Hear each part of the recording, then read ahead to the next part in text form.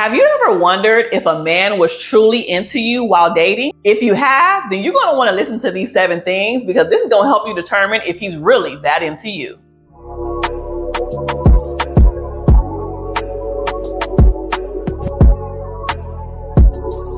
Hey everybody, welcome to another episode of Keeping It Real with Keandra. I am your host, Keandra Jackson, licensed marriage and family therapist. Now let's face it, we've all been in a situation where we just wasn't 100% sure if someone was really that into us. And honestly, instead of doing the mature thing and just being direct and asking them, we tend to try to dissect their behavior. So I need for you to comment below, have you ever been in a dating situation where you was wondering if the person was truly into you? And since we're here, make sure to like, subscribe, comment, and hit that notification bell so you can be notified of all of the weekly videos that I have coming your way. Now, let me give you this disclaimer. Disclaimer, every relationship is unique and different. Now, I'm not saying that if a person has 1 or 2 of these qualities, he or she is not that into you. That's not what I'm saying at all. But I want you to be aware of this information. And I want you to know that if they have more than a few and they have multiple, it could be an indicator that this person is not fully invested in this relationship. And you should use wisdom and move along accordingly. The first one is lack of communication. If a man is truly into you, he's going to communicate. Even if he's not the best at doing it, he's going to try and put in effort. But if you are seeing that there is a lack of communication, meaning they're not texting you, they're not calling you, they're not trying to link up and see you or plan dates, this could be an indicator that this person is just not as into you as you think that they are. And what I'm seeing is not just about the text, the calling, and all of those things, but also when you do communicate with them, is there any depth to the communication, right? Are we just surface level? Well, what's your favorite color? What's your favorite number? Blah, blah, blah. Are we there or are we going in deep? And communicating and finding and exploring one another, want to get to know each other on a deeper level, or is it just really surface? Now, one of the things that I have seen with tons of couples that I have been working with is that one person, hopefully if they're a good communicator, will communicate to the other person and saying, hey, we don't talk as frequently as I would like for us.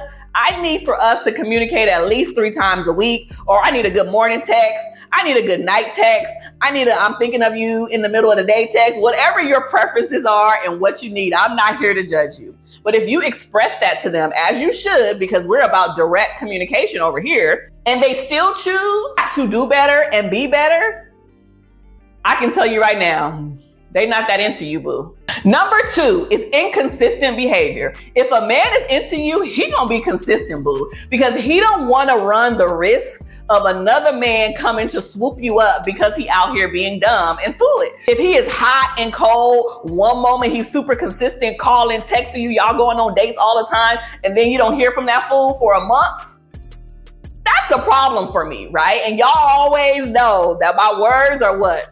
Excellence and integrity. If you're not doing things with excellence and integrity, even in a dating situation, this is a problem for me because inconsistency speaks to an integrity issue. An integrity issue speaks to a character flaw, an issue, and ain't nobody trying to be with nobody who got a character flaw or issue that they are unwilling to address. Number 3 is that they avoid making plans. I remember that I was dating this guy and he used to always try to plan dates, right? And I'm like, okay, cool. He's taking the initiative. It wasn't nothing fancy. It was just little stuff that I can appreciate. We both have crazy busy schedules, so I can appreciate intentionality. Plus my love language is quality time, so I could appreciate the effort. But every time I would check in like a day before and say, oh, where are we going? What's the update? He would try to either cancel or he would be unsure.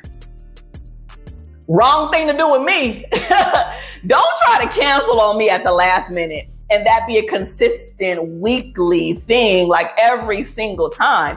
That is just a pure indicator that they're not serious, because when you really are into someone, you want to make plans. You want to make plans to see them, to hang out with them, to talk to them, to get to know them on a deeper level. You want to be as present in their life as possible. And if they are doing the opposite, this is a clue and an indicator that we need to go a different direction. Number 4 is a lack of effort.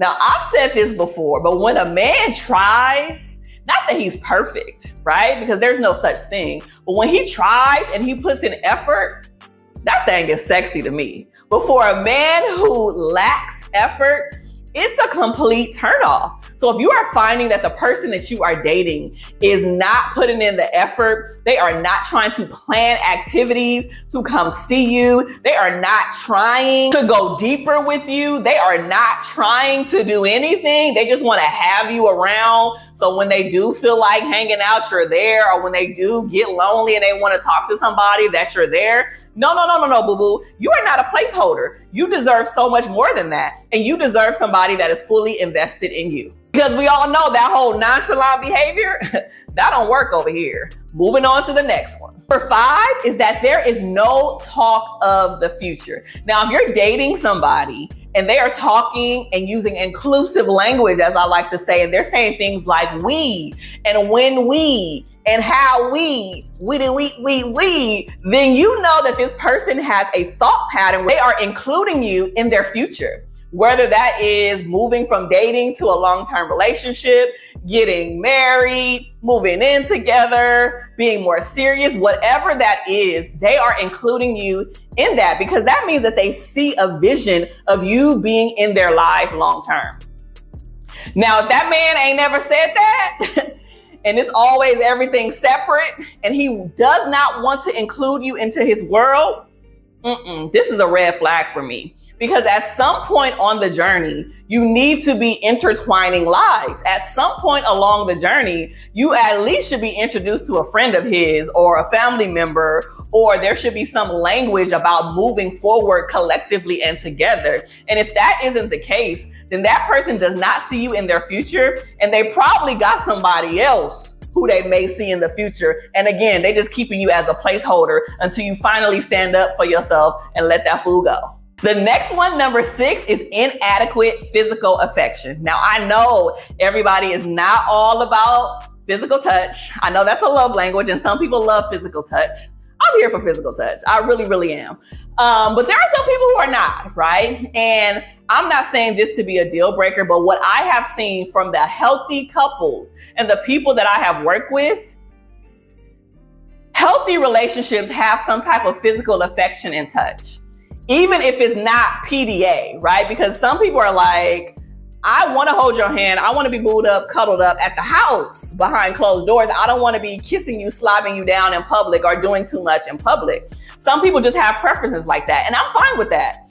Physical affection needs to be somewhere, even if it is behind closed doors. So I'm not saying you got to be in public doing the most, but I do think that there should be some type of physical affection in your relationship. And if it isn't, then there's a different conversation that we need to have a different day. And I'm talking about outside of having sex, because we've talked about in different videos, there's a difference between physical touch, sexual touch, and non-sexual touch.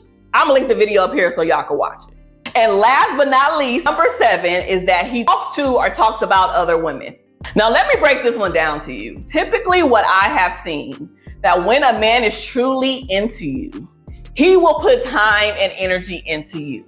Now, I'm not saying that there aren't situations where people do like quantum dating, where they date a whole bunch of people at one time and then, they try to weed it out. People date differently. Some people only date one person at a time. Some people date multiple people at a time. Whatever your preference is, that's on you, boo. But at some point on the journey, when you have been consistently dating someone and there needs to be a shift and a change, because ain't nobody trying to date nobody forever, you need to figure out if this person is still seeing multiple people.